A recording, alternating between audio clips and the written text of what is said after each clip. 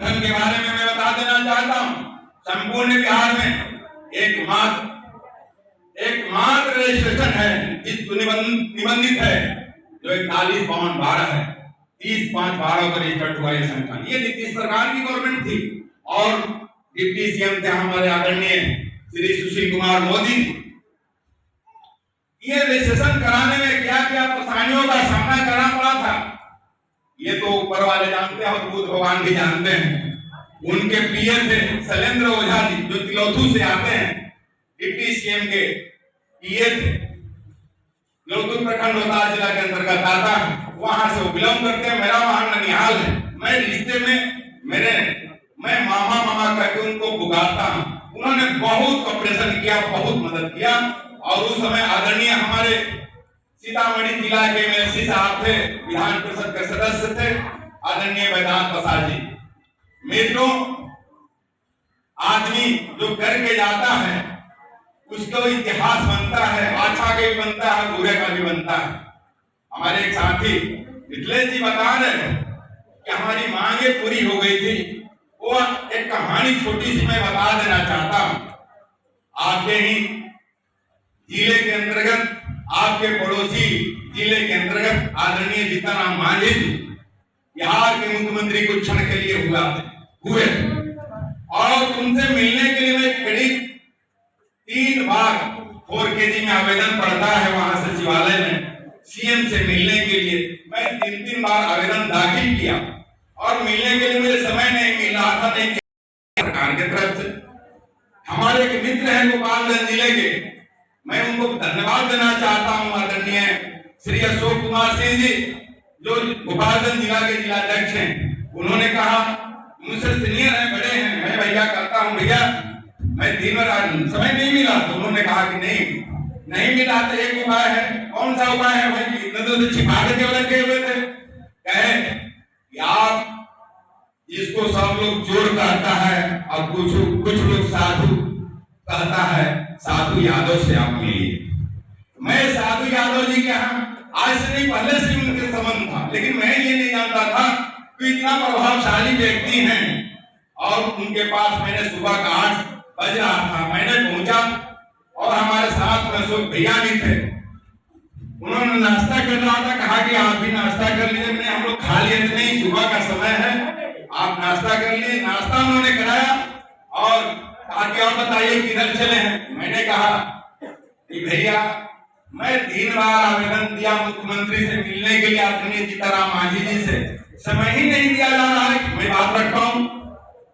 उन्होंने कहा कि मैं लगाता हूं। तो कौन लगाया? उनके निजी सचिव ने उठाया और साधु यादव का नाम पूछे मंत्री महोदय की किनका फोन है, मुख्यमंत्री महोदय। तो उन्होंने कहा कि साधु यादव का तुरंत फोन रिसीव कर लिए और कहे कि क्या बात है? कहे कि मेरे पास कुछ ग्राम रक्षा दल दलपति महासंघ के लोग आए हुए हैं, आपसे कुछ समस्या है, आपके बीच रखना चाहते हैं, समय चाहिए। उन्होंने उसी दिन संध्या 4:46 पर टाइम अपॉइंटमेंट हो गया कि आप आइए लेकर के। और हम जब 4:46 में जब तैयार थे, आदरणीय श्री साधु यादव जी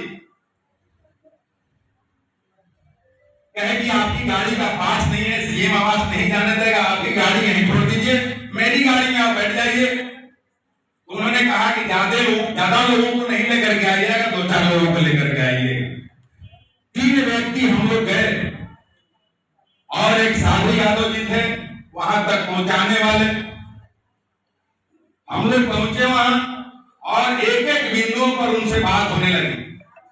बहुत विनम्रता से हमारी बातों को उन्होंने सुना। मैं सारी बातों से अवगत कराया कि महोदय आपके ग्राम रक्षा दल सरकार के एजेंडे से बात हमेशा रहा और इसमें गरीब ग्राम रक्षा दल जिसमें 95% लोग वो हैं, हैंड इन माउथ हैं, कमाने और खाने वाले लोग हैं, लेमैन हैं, किसान मजदूर के बेटे हैं, वर्षों तक तड़प रहे हैं, आप चाहें तो इनका उद्धार हो जाए। उन्होंने कहा कि राय जी आप बहुत विलंब करके आए। हमने कहा कि विलंब नहीं किए थे हुजूर, मैं 3 रिसीविंग मैंने दिखा दिया कि मैं 3 बार 4 kg में आवेदन दिया और तीनों बार आपसे मिलने की अनुमति नहीं मिल रही थी। लेकिन संजोग आज अच्छा था कि आदरणीय हमारे साधु यादव जी के आपके बात करने से आज ही सुबह बात हुई और आज शाम में टाइम मिल गया। इससे बड़ा सौभाग्य की बात नहीं हो सकती है मेरे लिए।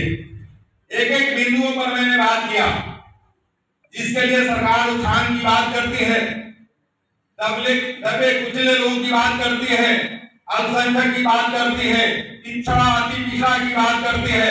नजरें उठा करके आप देख लीजिए और एक बार आप जो स्थान कहिए, मिलन हाई स्कूल का मैदान कहिए, वेटनरी का मैदान कहिए, गांधी मैदान की बात करिए, मैं सारे बिहार के उन गरीब ग्राम रक्षा दल को इकट्ठा कर दूंगा।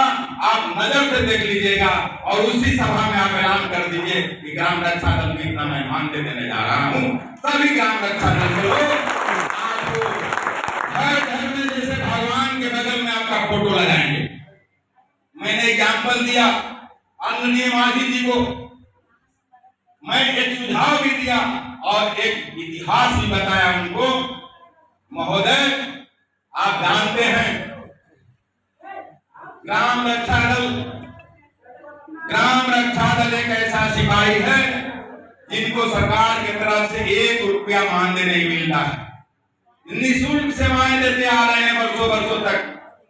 दलपति को 175 रुपया महीना मिलता था, वो भी सरकार द्वारा बंद कर दिया गया। दलपति से प्रमोशन मिलता था, उनको प्रोन्नति दे करके ग्राम सेवक बहुत सारे पंचायत से दलपति जो बहाल हुए थे आज ग्राम सेवक हैं। सरकार ने रूल्स को चेंज कर दिया 2010 में कि अब दलपति से पंचायत सचिव नहीं बनाए जाएंगे। अब कर्मचारी चयन आयोग में फॉर्म भरिए और परीक्षा होगी, परीक्षा पास कीजिएगा तो आपको ग्राम सेवक बनाया जाएगा। सरकार ने बैन लगा दिया। साथियों, हमने कहा कि ग्राम रक्षा दल को बैन नहीं लगा है। वहां एक अधिकारी बैठे हुए थे, उन्होंने कहा कि सुप्रीम कोर्ट से दलपति हार गए। हमने स्वीकार किया कि सच्चाई है कि सुप्रीम कोर्ट से दलपति हार गया।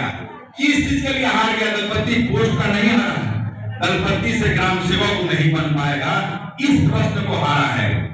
और मैं एग्जाम्पल देना चाहता हूं मंत्री महोदय, मुख्यमंत्री महोदय कि आदरणीय स्वर्गीय जगन्नाथ मिश्रा